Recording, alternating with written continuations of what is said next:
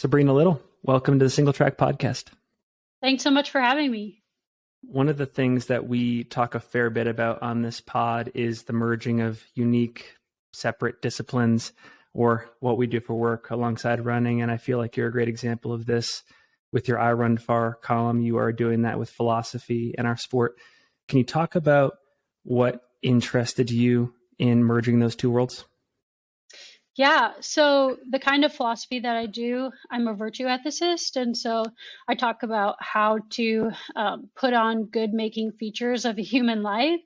And I realized that what I was doing as an athlete was those very things, right? So I was practicing courage, I was practicing perseverance, I was practicing humility and things like that on a regular basis in my sneakers. And just knowing that, those are the kinds of conversations that I was having in my work, it naturally lended itself to examine my own running. And I realized that as an athlete, I was being chastised and challenged by the things that I was learning about in philosophy, like what does it mean to live a good life? What is suffering? Like what's the nature of suffering? Why do we voluntarily suffer? What does that add to a life?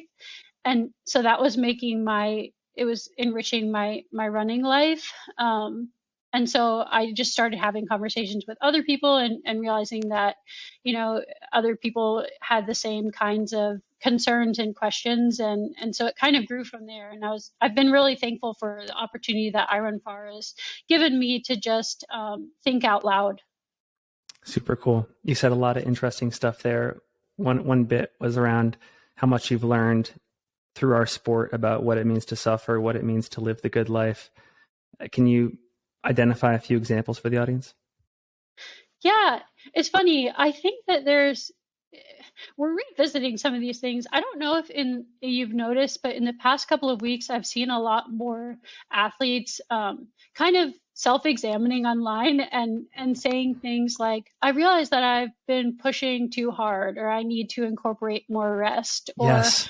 I've realized that I've been in the position of always being a pusher and needing to think about my life in broader terms in the sport. So I think these are when you are pushing your limits as an athlete, I think there's a kind of self-reflection that is generated just because you're coming against your limits and you're realizing well, I can't, there are human limits. Part of what it means to be a human is to have the constraints of nature on us and the constraints of community and trying to figure out how to balance all things together. We're not performance robots. And so I think we have these questions, but at the same time, often in endurance sports, we come against this very weird, I think, naive and a bit immature rhetoric around things like no pain, no gain, and pain is weakness leaving the body, and no rest days, go, go, go, all of this stuff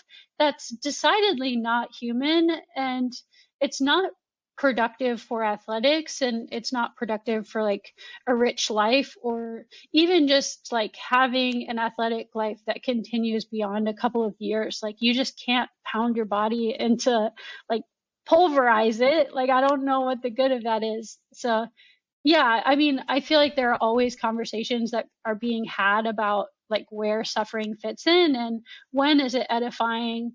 Why is it that sometimes we choose certain kinds of suffering? Why do I go out and run 100 miles when I could sit on the couch? Where am I growing in that? What's the point? I think that those kinds of conversations naturally arise. And so I try to draw in the ancients, the classical tradition, and thinking about these things, because we're not the first to have these questions. There's a whole tradition of inquiry that has stemmed for thousands of years where people investigated these questions about the good life and suffering and so forth. You mentioned the camp in our world of people who sort of put constant suffering on a pedestal. Is that the same thing as Stoicism in your mind, or has Stoicism been misinterpreted or at least taken to an extreme in our sport? Yeah, that's an interesting question. There's definitely a sort of pop momentum around Stoicism at the moment. And Stoicism doesn't seek out suffering, but it just kind of explains away like the experience of it. Like, maybe another way of saying it is like you try to deny that the suffering is happening because you know that the only things you can really control are your mind and your like freedom of will. And so you develop this kind of diffident posture toward it, like it's not even happening, it's not yeah, like it's not taking place. But there's a way in which as an athlete, like, so you can take on that mindset and think like, well, the things that I can control are like how I walk through this hard thing. And also like you're encountering, like your body is experiencing those things. So you come against like, there's a weird, stoicism is like maybe a helpful thing up to a point. People tend to like really grasp onto stoicism in times of plague, which makes sense right now in a time of plague. Like there's so much out of our control, and then we try to control just our minds. But also like there are signs of that suffering in our bodies. Like you can do this sort of self-denial dance in your mind toward like, I'm not being affected by this. And at the end of the day, if you are just like pushing through the really hard thing, even if you're not confronting it or you're like putting it in a comfortable place, mentally speaking, your body feels it, right? Like you can't absorb limitless strain. To some extent, stoicism or some form of it is having its day in our community. I also feel like there's the Brad Stulberg, Steve Magnus camp out there of, balance, etc. If you could put your finger on the pulse of the community and maybe I don't want to say make decisions for people, but if you could see a certain type of philosophy rise up and have its heyday, what would it be right now?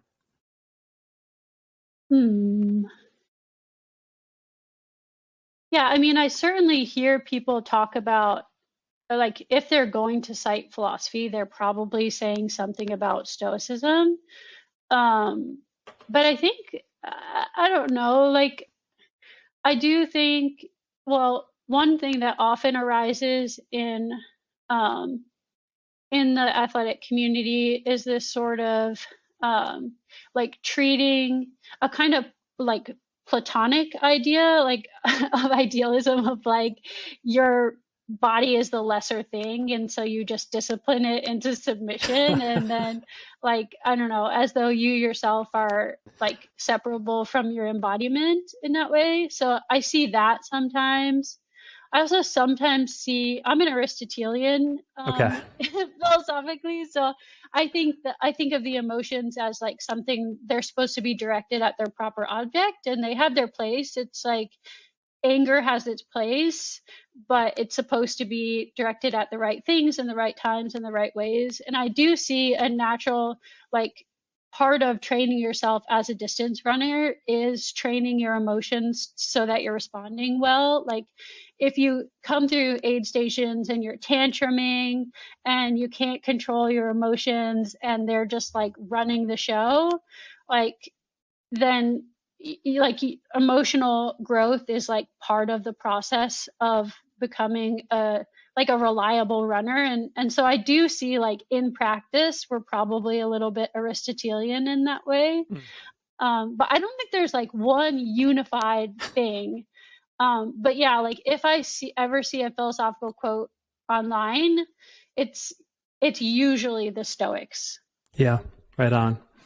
One more question I want to ask you before we get into this recent column you wrote about what it means to be a fan in our sport. I'm curious, would you say to this point your academic background or your running background has had a bigger influence on what your core philosophy is? Oh my goodness. That's a really good question. I mean, the reason it's a really hard question is that I think of running as being so much a part of my education, right? So like alongside my graduate studies every day, I'd go out, I'd do hill repeats and tempo runs and long runs, and I was training and refining and growing and being challenged in ways that I found kind of like complementary to the work that I was doing in a classroom setting. I do think that being a philosopher and specifically a virtue ethicist, I think that that work has given me a vocabulary to understand my running better.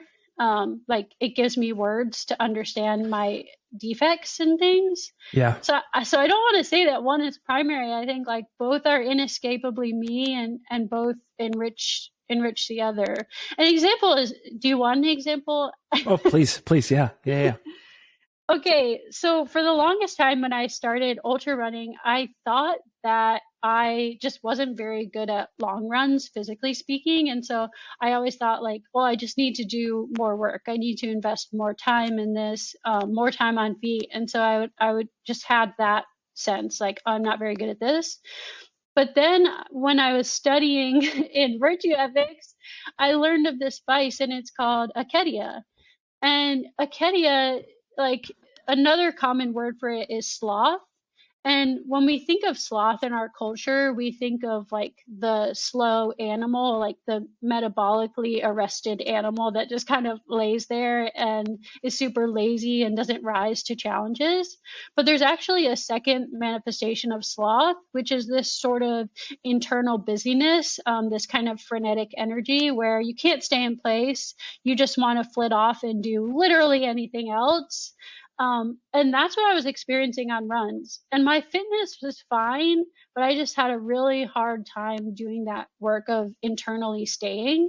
And so once I acquired the vocabulary, it's like concepts are like spectacles. Like it gave me new eyes. It gave me a new way of seeing like ways in which I was failing as an athlete. And so having that kind of language available, is like, it's like a new set of tools. It's like a new set of resources to better understand myself as an athlete, because it wasn't just my fitness that was the problem. Like I had this character defect that I needed to address directly.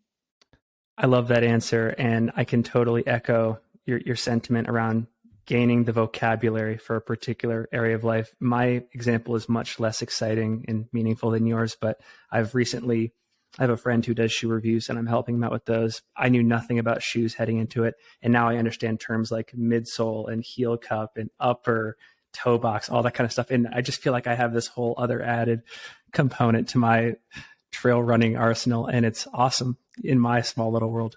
Yeah, I love it. I want to move on to this article or this column you wrote in IRunfar last month.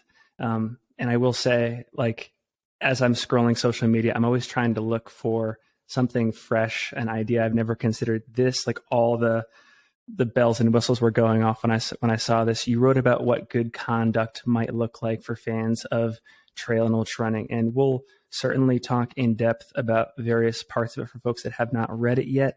But first, I'm curious, what prompted you to write it? What's the why now for this particular column, for this article?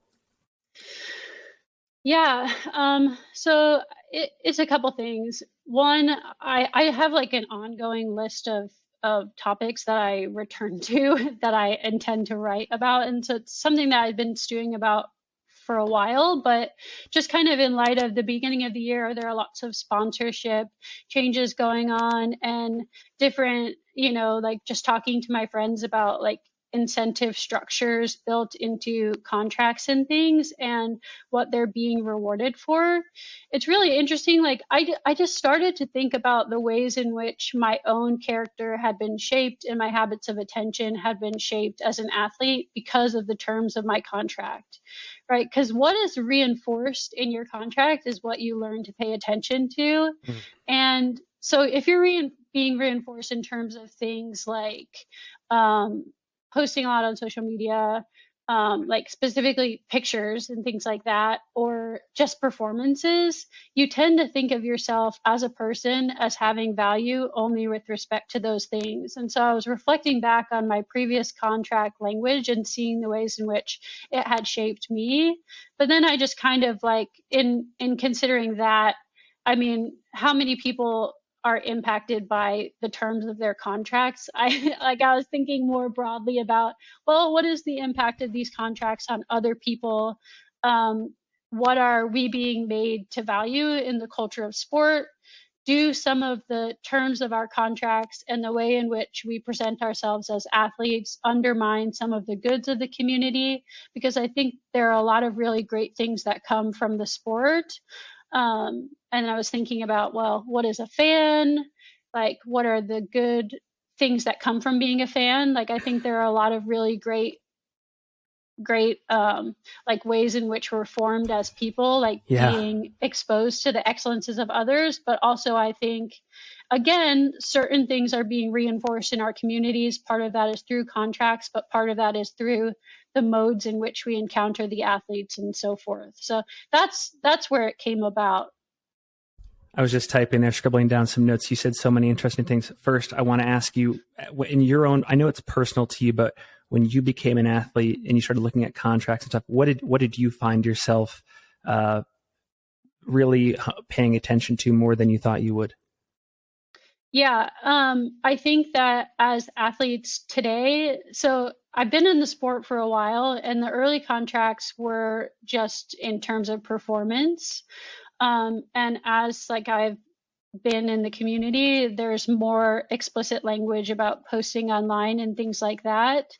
And it almost like, in the history of philosophy, there's this whole tradition of seeming over being, right? So reputation over substance, like that kind of concern.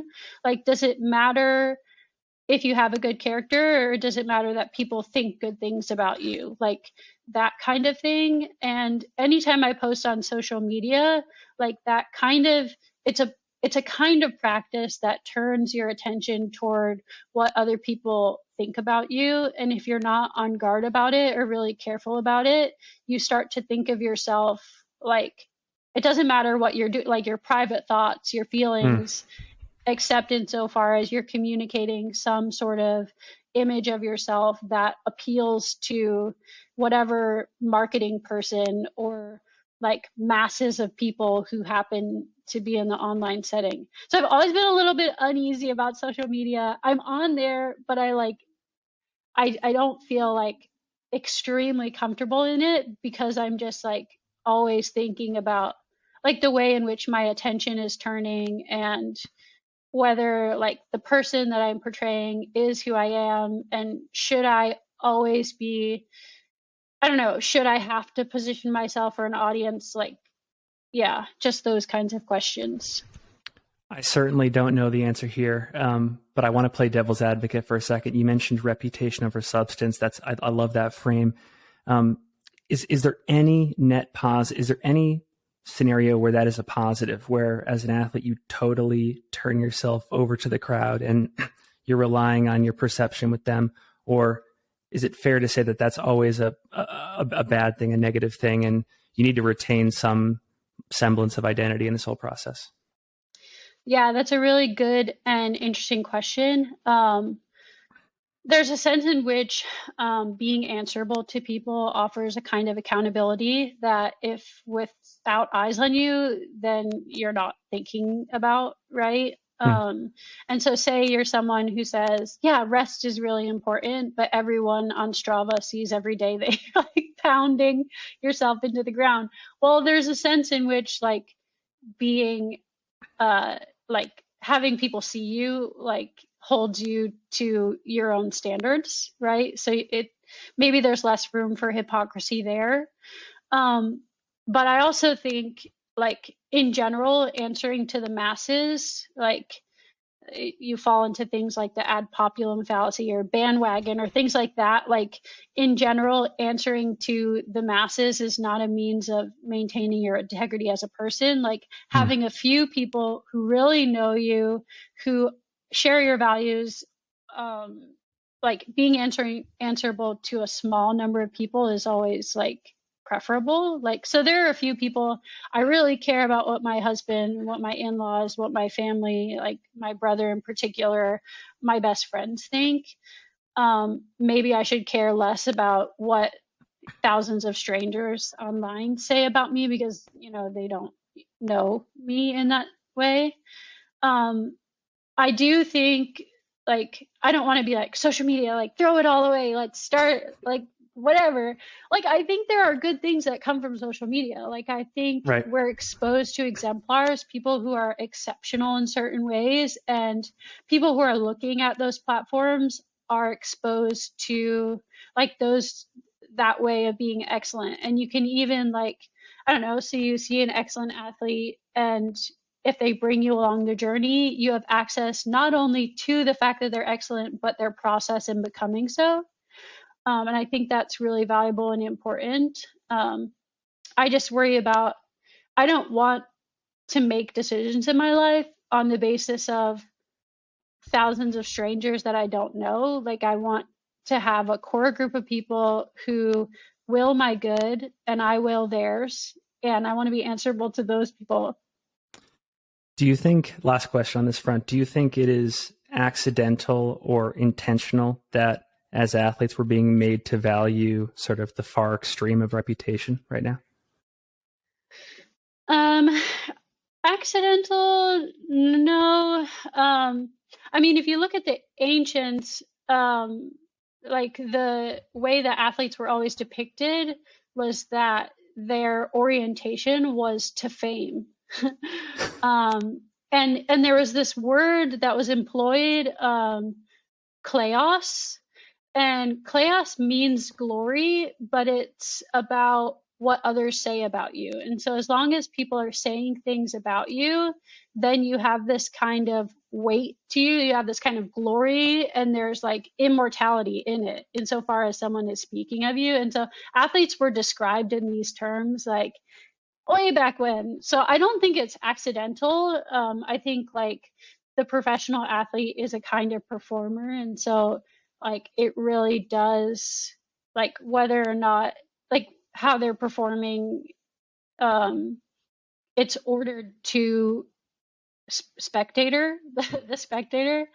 Yeah, I just think that there are some questions we should be asking about, well, what does that mean for my character? Are the ways in which, like, okay, so if I'm answerable to people who are watching and engaged in the sport, well, what does that mean for my home life? Does that mean that I'm going to be a real basket case when I get home and I'm like still thinking about the eyes on me, like that kind of thing? I think there are character repercussions for being a person who's observed by others. I said that that was my last question, but I think I have one more on this topic. Do you think that it is, because we're going to talk about good character, I think, in a second. Do you think it is in the current era relatively easy or relatively hard to maintain good character as an athlete with all of these things like social media around us, performance pressures, etc.? What are your thoughts there? I think that for the contemporary athlete, I think vainglory is always a temptation, right? So caring in an outsized way about what others say about you, caring about having your name like be said, like I think that's a temptation. I don't know if it's harder now than before to maintain a good character in sport. Like I kind of, I kind of wonder about like the early days in ultra running where there was no attention, and it was kind of like, well, if you have clear conscience in the way that you participate in sport, then that's great. Like I wonder if media has made things a lot worse for us. But, like humans thousands of years ago had vices, like humans today have vices. And so I think like asking questions about how your character is being shaped, your habits of attention and so forth, I think that's a question that is timeless and always important for us. I want to go more in depth on the article you wrote. There's 4 examples that you give, or at least 4 examples of what it would mean maybe to be not so good a fan. One of them is gossip. Another is rooting for vice, escapism, and anonymity. I want to cover at least a few of them in this conversation. Maybe we can talk about gossip first. And I think the first question I have here, again, just to play devil's advocate, are there ever any scenarios where gossip makes sense, where it can be a positive, or will it always be one of those lower status things that as humans we are tirelessly working to eliminate from society? Yeah, that's interesting. Gossip itself, I think, has that negative connotation. The way that gossip is defined is loose and idle speech. And so it's just not, it's just being willing to talk outside the bounds of decorum, right? Mm. And so it's the nature of the things that you're saying and the way in which you're saying it.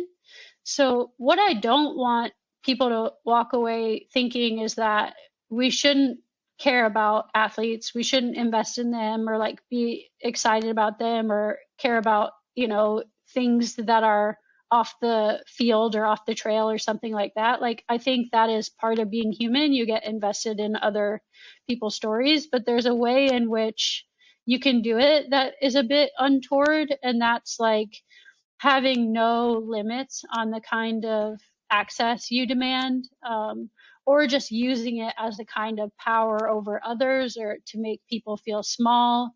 Mm. There's a way in which, I mean, just in ordinary life, like, when your speech is not being nice, right? Like when it's at odds with charity, when you're using it to cut people down. And I think that that happens a lot in the athletic context. We love to cut down people who are like our big stars, and we love to cut down the ones that we consider the foes, right? Like the the enemy ones. I mean, do we have many enemies in distance running? Probably not. But you know what I mean. It makes me wonder because you talked, I think you gave the example of, in the article about sort of the athletes not being in control of the information that gets divulged about like their private lives. And it made me wonder, and I think I'll throw this question to you, like how much of an athlete do we need access to in order to identify with them and root for them and be interested in them? And does that necessarily involve knowing the darker parts of their personality and their history? Yeah, that's funny. I think in part it's being sensitive to the lines that the athlete themselves like they draw, right? So some athletes are very comfortable like sharing parts of their journey that they think, are like an important part of their story. And they like, athletes who talked about their past with like eating disorders or with overtraining or, lack of balance in their lives or something like that. Like if they share it, that's different than trying to pry information. Um, so I think like part of it is being sensitive to that athlete and what they feel comfortable like sharing about. Hmm. I do think like one of the cool things about social media is just like part of what we admire in an excellent person isn't just that they're excellent. Part of it is the process that it took to become so, right? So if someone like put in a lot of work, like personal work or like trained really hard and things like that, like having access to that kind of information is so powerful, right? Because it's not just like you're seeing the final product, it's giving you the steps on the ladder to get to that high point. And so I think it's really great when athletes do share that kind of information. But again, I think the problem is when it's taking that information or sharing things that they're not comfortable with or speaking like the way that you use the information is a kind of like power play over them or something like that. Mm. And I have seen some of that like online, like, things that really did happen where an athlete is like wasn't acting above reproach in a certain way, and like seeing that information like recycled again and again and again, and creating a space where if that person wanted to grow, how are they supposed to, like, things that are online never go away, like they don't have space to grow as a person, and it's kind of like excluding them from the human community and not letting them back in. And that's the kind of thing that I worry about. One more question. It's sort of a side tangent, but loosely connected. Do you think, if you think about the media, people like myself, anybody that's in the business of telling, conveying athlete stories, asking questions, do you think that there should be any limiting or restricting of the types of questions that we ask? especially if we're trying to invite a deeper understanding of the athlete and maybe getting into uncomfortable territory? Do you think it's incumbent, for example, on the athlete to first demonstrate a willingness to start those conversations, or is it okay for an interviewer to, because I don't have a better word right now, like pry? Yeah, that's a good question. I think, well, oftentimes in interview settings, like you'll be asked, is there anything you don't want to talk about? And that's like a really great, it gives the athlete permission to set those boundaries. And I think that's really great. But I think like, the athlete can share as like I can't personally think of anyone in the ultra running space who's an interviewer who's really overstepped, norms in that respect. Like Yeah. most of the time when I see gossip, the gossip is just like loose lips online, rehearsing something bad that someone said, or like talking about them, but indirectly, and everybody knows who it is. And that kind of thing. Like I think that our running media does a really good job of like telling stories and being hospitable for the athlete to share what they want, whatever they're comfortable with. Yeah. There's another section of the article, and I think you say it's your favorite section, which is rooting for vice, how this can be an aspect of not being a great fan. And in one example, I think you talk about our tendency to root for these athletes that are, putting up really large volume, high workout weeks of training. They're racing heavy racing schedules. Effectively, they represent this inclination to be excessive, maybe to fly too close to the sun. And the question, I have a couple of questions here, but the first one is, should we assume that, and this is just to play devil's advocate as well, but like, should we assume that everybody that's an athlete in our sport wants balance and longevity? And is there something necessarily more valuable about balance and longevity in the sport as opposed to a short time span of accomplishment and participation? Yeah. Oh my goodness. If you had asked me this question 10 years ago, I'd be like, no, like get the most out of yourself. Like it's so funny to be on the other side now where I'm like, hey, maybe take a more balanced approach. Okay. So, right. I think that these kinds of like Faustian bargains are like trading short-term, like getting short-term gains instead of long-term considerations. Like I think that they're really common in sport. Sometimes we excuse them like for like say you're going to be in the Olympics. Well, like that could be a peak moment that is really defining in your life. And so should you just take a balanced approach or should you go all in? Like that's a question that an athlete needs to be able to answer for themselves.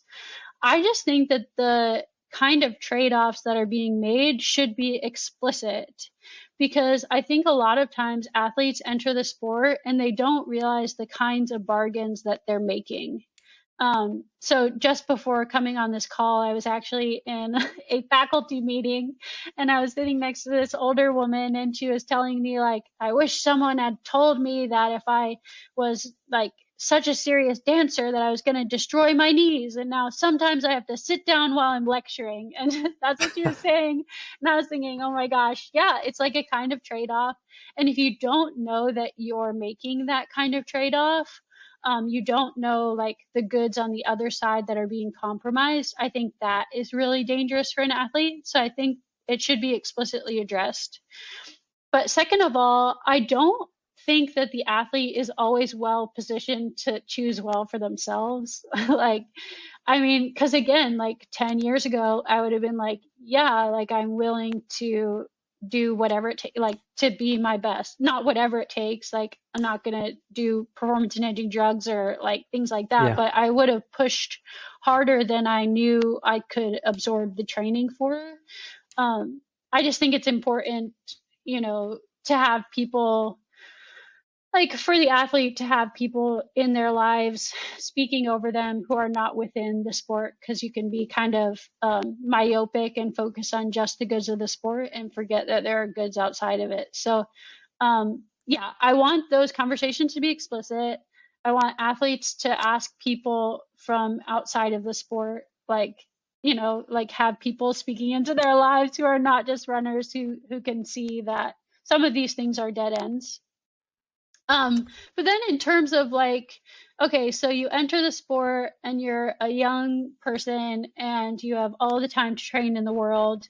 Well, who are our superstars? Like, it seems like every few years there are people who enter the sport, they set themselves on fire with their training, and then a couple years later they're gone. But there's always a fresh crop of those superstars coming in and out. And I think that is like something that I worry in terms about like, okay, if we're praising that kind of training practice to a certain degree and always telling those stories without any caveats, like you create a false sense of like security in training in that way.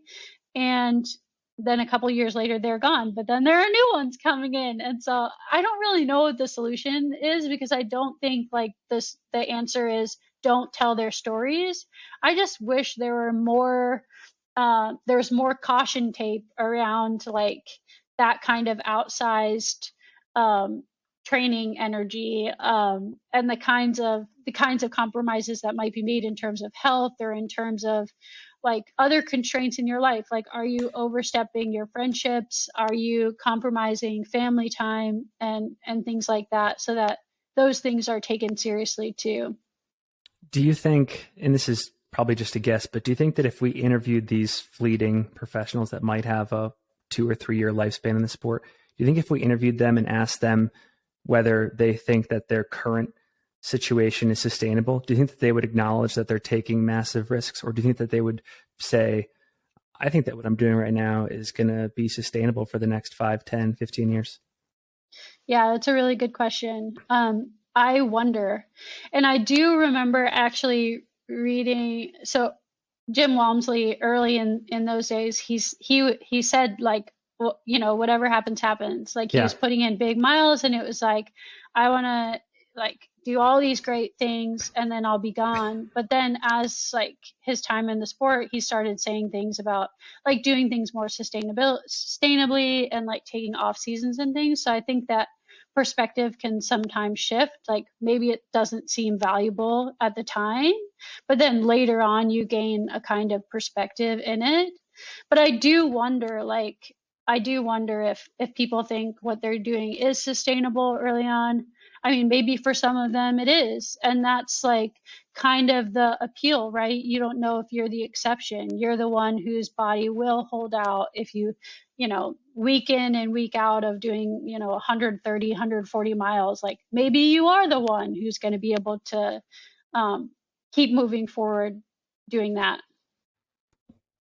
Another thing that you wrote about in the article is that we should be concerned about these negative character traits in the athletic world because it's likely the case they extend into all these other areas of life. I thought that was really interesting. Can you explain why those character traits might not be contained to the athletic world? Yeah. Also, right after I had written this, and it was sent to IRunfar, but wasn't published yet. I like on ultra running Twitter, people were talking about the best rivalries, and I was like, oh my gosh, like this is it. I think I started that by mistake. I wasn't going to say anything, but yeah, it might have been. My bad. Yeah. So don't hate me, but yeah, the idea is this, right? So oftentimes when people talk about participating in sports, they'll treat it as an unqualified good. Like the only things we get from athletics are like discipline and perseverance, and we learn, you know, like how to be courageous and so forth. But if we want to assume that those good traits that are reinforced in sport are going to cross over into the rest of our lives, that there's this kind of translatability, then why wouldn't we also assume that the bad traits are as well? And so if you have a person participating in sport, and particularly in high level sport or a sport that is subsuming a lot of their time, it's a kind of practice in being a certain kind of person. And so if you are practicing envy on a regular basis, like feeling bitter when others have it better, or you're practicing this kind of vainglory, this like preoccupation with what others see you as and wanting to have their attention, like if these are the kinds of things that you're practicing, very likely they will cross over into the rest of your life. Like I would assume that they would, and if we're going to assume good qualities do, then we should probably assume bad ones do as well. And so the athlete, yeah, it could be the case that these are qualities that make you a more successful athlete. Like if you are envious, you are going to want to, win races such that someone else can't win the race. Or if you're proud or something, like pride's greatest secret is that it's always under threat. Like it's always in this defense mode of having to be the best. And that's not something that's just going to be a habit that remains in the context of sport. It'll probably be something that informs your interactions with other people outside of sport. It could imperil your relationships with people. It can make you a bad citizen, a bad neighbor, and when your sporting life is done, like, what are you left with? Like maybe victory medals, but also like where will the people be? And so that's the concern. But I realize this is probably my least um, favored position, just because I mean that a lot of what we love about sport is like the bitterness, the rivalries, like the people getting after it who like don't want to lose. Like it makes sport exciting, and also it is in the same way that we don't wish injuries on athletes, like vices are something that's going to give the athlete a lower quality of life. I like to think of vices like cavities, like they ruin the integrity of the whole mouth, you know? Well, it's so funny because I was reading the article and, I'm checking off the boxes like, oh yeah, totally agree with gossip, totally agree with like anonymity. And then you wrote about rooting for vice. I was like, oh, I feel so seen there. Like I have totally partaken in all of that. No, I have too, though. That's the thing. It's like we're all in this. I'm not above reproach. Well, I love what you said earlier in the conversation about seeming versus being, and it made me wonder about this question. And I guess the question is, which part of the athlete should we focus on or prioritize more? What's driving them or what they're presenting to their peers? Because I can imagine a scenario where there's this athlete who, they're projecting all the right things before, during, and after competition. But if you like looked under the hood internally, they're motivated by envy, resentment, desire to prove others wrong, as opposed to more nobler objectives. So what are your thoughts there? Yeah. I think that when we admire athletes, having that kind of distance can be a good thing because, right, admiration is an emotion that inclines us to imitate what we appreciably perceive. And so if you see someone as acting excellently and you assume it's for good reasons, you might imitate what you perceive to be their reasons instead of what's actually under the hood. I do think that when you have interactions with athletes, it's really helpful to be a realist about the fact that these are not perfect people. Like, you can't anticipate, like, if you've ever met a person, you know that people are flawed and athletes are people. And so just not putting them on a pedestal, like not having that awe as though they are like above reproach in every respect, because they're not going to be, right? There are no perfect agents here in ultra running or, just walking about. And so, yeah, just like anticipating that there will be defects and not like being unmoored by seeing that someone doesn't have a perfect character. Couple more questions. I guess to close out this particular topic, do you think in general it's healthy and sustainable to suppress bad characteristics in all aspects of life? Like, is that something we should be striving for? Or can you envision this sort of Hunger Games scenario where it's good to have this like dedicated area of society to just let it all out? Yeah. So, okay. So if you were, I don't see any of it, like when you're developing a good character, it's not suppression of badness. So the way that you just frame that is like the way that Hobbes would.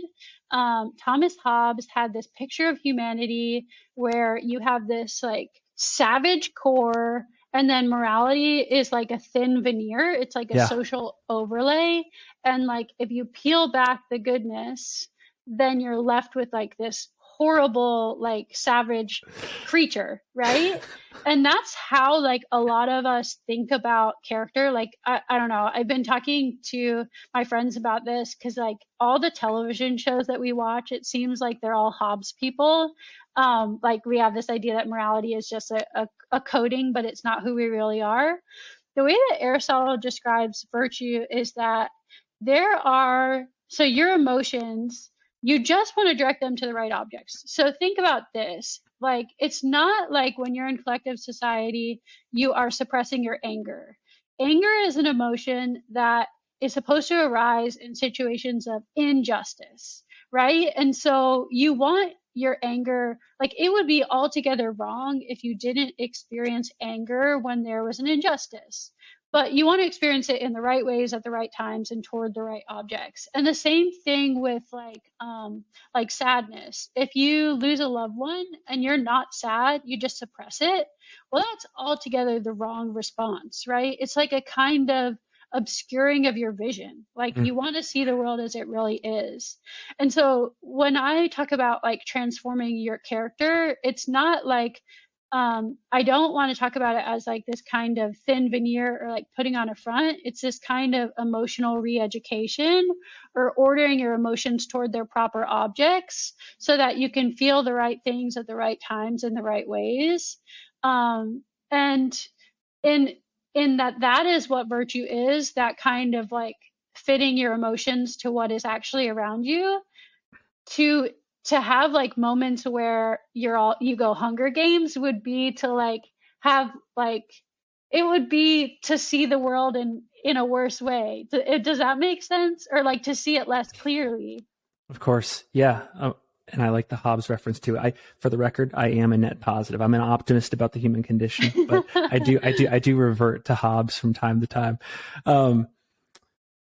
Last question that I want to conclude on, and I think I want to talk about what's at stake here with this column that you wrote, because I think that over the next few years, what you wrote about is only going to become more relevant, and we're probably going to grapple with tougher and tougher examples of how we've gone wrong, how we want to be right.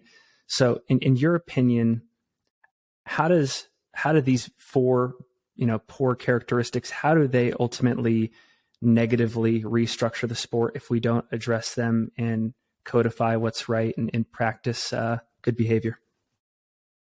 Yeah, that's a really good question. I think in some ways I'm really optimistic about the sport, just because you know how soap is self-cleansing, so you don't have to wash soap, it's self-cleansing. I feel like ultra running is similar in that, like, should we worry about vanity in a sport that checks your vanity at every turn? Like if you actually do ultra marathons, there's like they're so humbling. There's like they make you so dependent on other people and like require you have a certain amount of humility to be able to complete the task and so forth, that I think that at least we're on sturdier grounds than other sports are with respect to the kinds of vices that might proliferate in the sport. I do think that, like, when I think about contracts and when I think about marketing around the sport, it does make me sad to think about, like, those kinds of the ways in which the image focus can undermine the goods of the sport, right? So, yeah, I mean, you're edified through the process of training, you're edified in your racing, and then you spend your time, having to put a front online. And I worry about, like, it just like being another area of human life where we're like preoccupied with what other people see of us and prioritizing like the appearance of the athlete, like whether or not they're like beautiful and interesting instead of like whether they're a person of substance and character.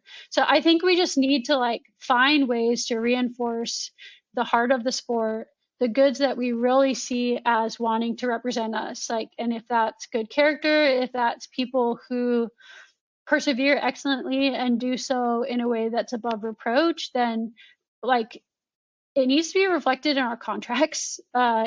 it needs to be reflected into the sorts of like athletes that we seek out.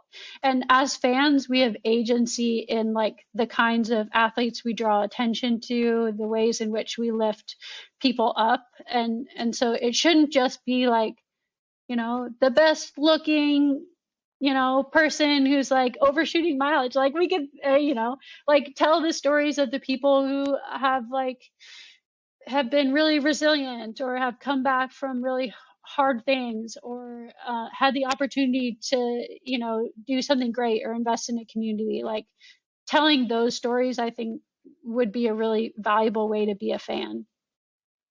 Sabrina, this has been an awesome conversation. So grateful to have you on the show and to just further provide these thought-provoking questions for the audience to consider. We'll make sure to link to your column in the show notes, all of your social media in the show notes. Do you have any other final thoughts that you want to leave listeners with before we go? No, this has been great, and keep up the great work. I listened to so many of your episodes, and I've just loved the storytelling, and I think that you're really hospitable to like storytelling in the sport. So just keep it up.